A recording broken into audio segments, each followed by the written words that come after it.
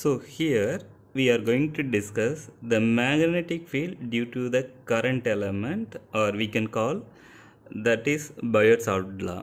Suppose if you are taking the current element of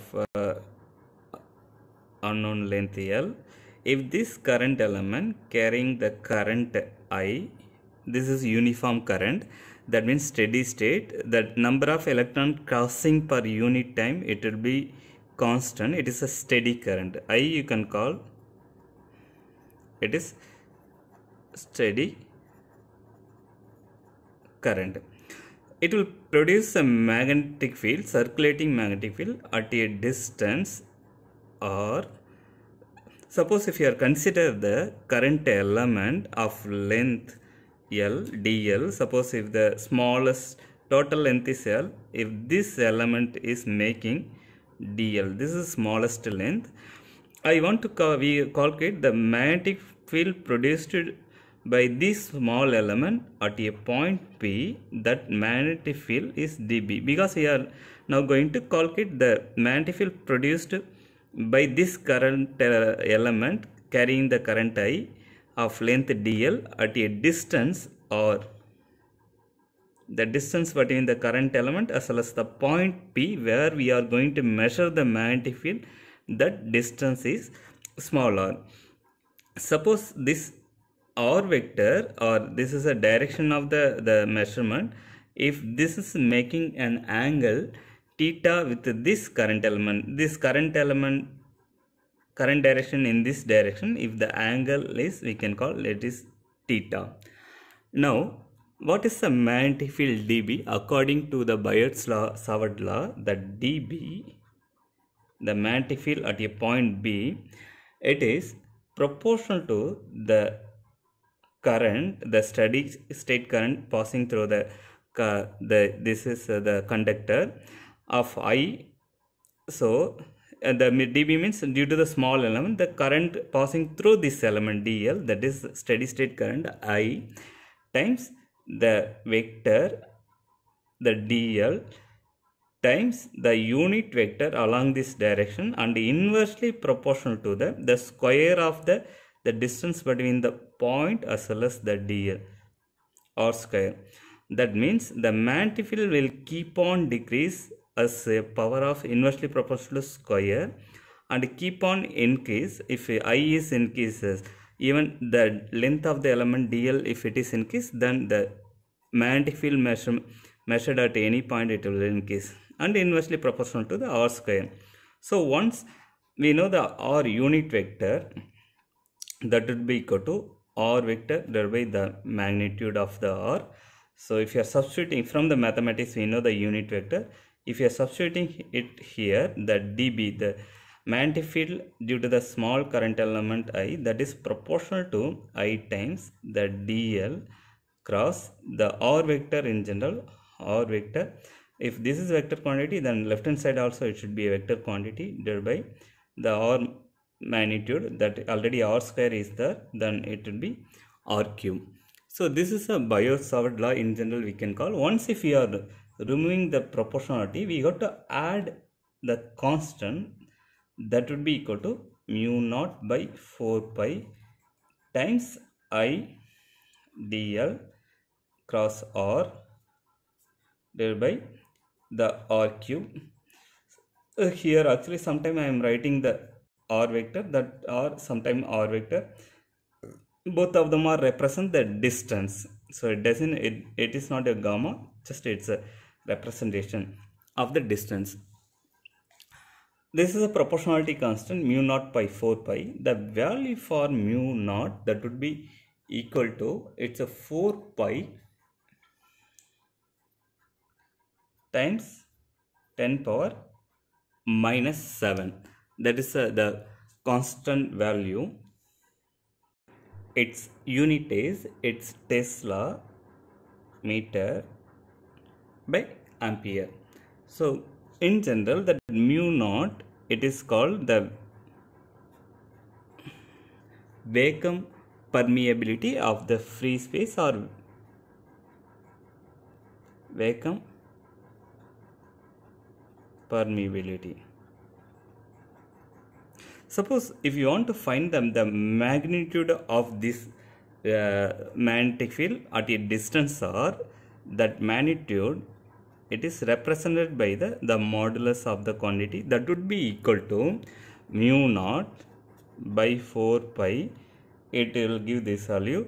Then I times this cross product using that vector quantity, we can call this cross product dl cross r, it is dl or sin theta. So I times dl or sin theta, this is the magnitude of this vector product divided by the r cube. You can cancel 1 r 1 r. So the magnitude of the magnetic field due to the small current element at a distance r, that would be equal to mu naught by 4 pi I dl sin theta divided by r square. This is a Biot-Savart law, tells us how we can measure the magnetic field of the current carrying conductor. If it is carrying the steady state current, that means the number of electrons crossing per unit area per unit time is constant at any cross section. So if that would be constant, that is a steady state current. I here is a steady state. I is not varying with the time. So that current carrying element produces a magnetic field along the radial direction that will be circulating in this wire. So if you want to find the magnetic field at any point or from the current carrying conductor or element, that magnitude is inversely proportional to r square and directly proportional to the current. If the length of the element is increases, then the magnetic field also will be large. Here dl means the dB, the small magnetic field at a distance r. The another quantity is important, the theta. So these are the three parameters. The I, dl or represent the magnetic field of the current carrying element at any distance r. Now we are going to discuss one example how we can find the magnetic field due to the small element delta x at some perpendicular distance. Here the diagram represents, we are going to draw the diagram. This is the small delta x is placed at the origin. Consider this is the origin, this is the x-axis, this is the y-axis. Now we are going to measure the magnetic field at a point P here. This point is located from the current carrying element at a distance 0.5 meter from the origin. The delta x, it will be it's okay, you can call it it will be 1 centimeter. Yes, it is given in the problem. The delta x, this length will be 1 centimeter. It is carrying current, this current along this direction, that current will be 10 ampere. It is a large current, it is producing the magnetic field around it. Now we are going to calculate at a point P what would be the magnetic field as well as the direction of the magnetic field. We are going to use this as the same formula, the Biot-Savart law. The dB, same dB we are going to calculate. Here the answer would be here, this is an example problem you can call. The answer would be the dB is equal to, we know the mu naught value already, we have defined it here. It would be equal to 4 pi into 10 power minus 7. This is a mu naught divided by 4 pi into the current is 10 ampere. It is no need of writing the unit, just you can write the numbers only. dl, the length, the small length segment is 1 centimeter. If you are converting into SI unit, is 1 into 10 power minus 2 meter. Sin theta, the angle between the point where we are going to measure the magnetic field as well as the current element, this angle in here, it will be theta equal to 90 degree. So sine of 90 degree divided by the radial distance square. Radial distance, it is 0.5 square. It's actually in meter, so no need of conversion. Now you can cancel 4 pi 4 pi. It's a 10 power minus 7, 10 power minus 2. So 10 here. Sine 90 is 1. 10 into 10 power minus 9. Here sine 90 is 1. It will be 0.25 dB. So this would be equal to, if you are calculating, it's a that value is, it's a 0.25, so you can call it's a 1 by 4. A 4 is coming to the numerator. It's a 4 times 10. If you are multiplying with the 10 power minus 9, it will give 10 power minus 8. The magnetic field unit in general, it is a Tesla. It is named by the scientist, the Tesla. Now we want to find the direction of the field, in which direction we are going to measure. That will determine the dl cross r vector. This vector will determine which direction this magnetic field will be there.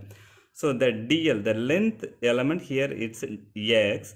So it's a dl cross r, that would be equal to dl is delta x I vector. In general, this vector direction you can call I vector, or you can call the x vector also, it doesn't matter, x vector. Delta x is a length, cross r vector, the distance, it's along the y direction. So in general we can call r times the y vector. It's a magnitude anyway, we can multiply and take it out. The delta x times r, x cross y vector. X using the mathematics, the product, it will be x cross y. Thus in the cyclic properties of the vector product, cross product, it will give z direction. That means the magnetic field, this two quantity will determine which direction this magnetic field is. So it will be along the positive z direction. Suppose x axis is here, y axis is here. The positive x axis is, if it is upward direction, then the magnetic field along this direction. So it will be perpendicular to both the current.